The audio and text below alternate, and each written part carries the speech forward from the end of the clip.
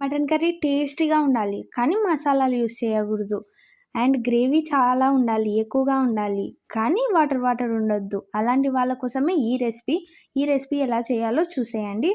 First cooker పెట్టేసి gas మీద దానిలో 2 టేబుల్ స్పూన్స్ ఆఫ్ ఆయిల్ వేసుకున్నాను నేను హాఫ్ కేజీకి. ఆయిల్ హీట్ అయిన తర్వాత ఆనియన్స్, పచ్చిమిర్చి వేసి మిక్స్ చేయాలి. నేను ఆనియన్స్, పచ్చిమిర్చి ఒకేసారి వేయలేదు. కొంచెం ఆనియన్స్ వేసినాక కొంచెం మగ్గిన తర్వాత పచ్చిమిర్చి వేసి 2 గోల్డెన్ బ్రౌన్ కలర్లోకి వచ్చే వరకు వెయిట్ చేయండి. పచ్చిమిర్చి కాదండోయ్, పచ్చిమిర్చి పైన వైట్ లేయర్ వస్తుంది, అంతవరకు వెయిట్ చేయాలన్నమాట. సో ఈ 2 బాగా ఫ్రై అయిన తర్వాత అండ్ మగ్గిన తర్వాత నేను టమాటో ప్యూరీ వేసుకున్నాను.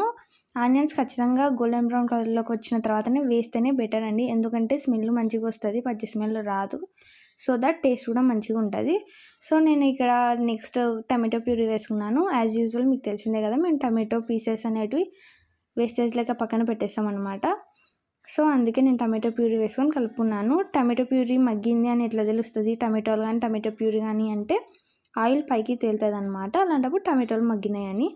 అలా వచ్చినప్పుడు ఆయిల్ పైకి తేలినప్పుడు దానిలోనే మటన్ వేసేసి పసుపు, ఉప్పు, కారం మన టేస్ట్కి తగినంత.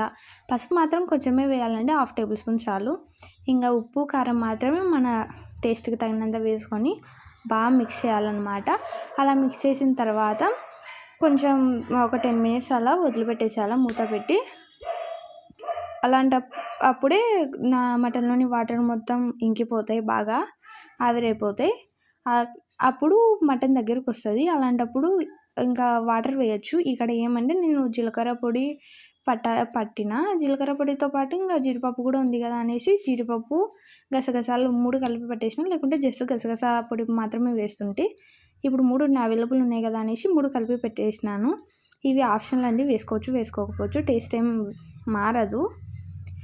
సో కూర దగ్గరకు వచ్చిందని ఎట్లా తెలుస్తుంది, నీళ్ళు ఆవిరైపోయినాయని ఎట్లా తెలుస్తుంది అంటే కర్రీలో బబుల్స్ వస్తుంది. అలాంటప్పుడు చూడండి ఇక్కడ బబుల్స్ వస్తున్నాయి. సో ఇక్కడ కూర దగ్గరకు వచ్చిందంటే నీళ్ళు ఆవిరైపోయినాయి అనమాట. అలాంటప్పుడు ఇంకా నేను పట్టి పెట్టుకున్న ప్యూరీ వేసేసాను. ఇది ఆప్షనల్.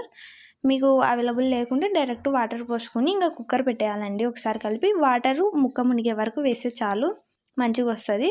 ఇలా విజిల్ కొట్టేనాక నేను ఇక్కడ పండ్ల బనాని రైస్ కూడా పెట్టేశాను. విజిల్ అంతా వచ్చినాక తీసినాక నేను ఇక్కడ వెల్లుల్లి, కొబ్బరి పొడి ఈ 2 కలిపి పడితే స్మెల్ సూపర్ వస్తుందండి. ఉత్త కొబ్బరి పొడి వేస్తే స్మెల్ అస్సలు మంచిగా ఉండదు, టేస్ట్ కూడా అంత మంచిగా ఉండదు. కొబ్బరి పొడి, వెల్లుల్లి కలిపి వేస్తేనే చాలా బాగుంటుంది, ట్రై చేయండి. అండ్ ఆల్సో గ్రేవీ కూడా థిక్గా మంచిగా వస్తుంది, చాలా వస్తుంది. టేస్ట్ కూడా ఏం మారదు, ఏకదమ్ ఉంటుంది. ఒకసారి ఈ రెసిపీ ట్రై చేసి మీరు ఎలా ఉందో కామెంట్ చేయండి. అండ్ ఆల్సో సబ్స్క్రైబ్ చేయండి. Thank you.